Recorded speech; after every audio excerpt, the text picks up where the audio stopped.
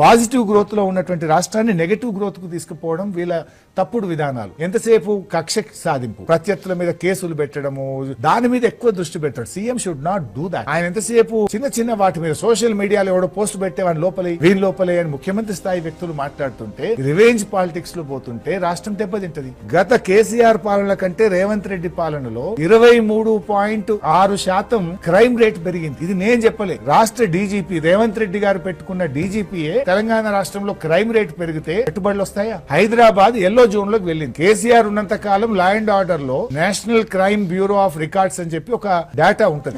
ప్రపంచ దేశాలు గాని పక్క రాష్ట్రాల్లో ఒక సిటీకి పోయేటప్పుడు ఆ రికార్డ్ చూసుకుంటాడు. ఎట్లా ఉంది ఇక్కడ క్రైమ్ రేటు, రికవరీ ఎట్లా ఉంది, గ్రీన్ ఉందా, ఎల్లో ఉందా, రెడ్ జోన్ లో ఉందా చూసి ఇన్వెస్టర్ అయినా టూరిస్ట్ అయినా వస్తాడు. అప్పటిదాకా గ్రీన్ జోన్ లో ఉన్న హైదరాబాద్ ఇప్పుడు ఎల్లో జోన్ కు పోయింది. ఇంకా ఇట్లనే పోతే రేపు రెడ్ జోన్ లోకి పోతుంది. ఇంకా రెడ్ జోన్ లో పోయినా వస్తాడా? Is it not your failure?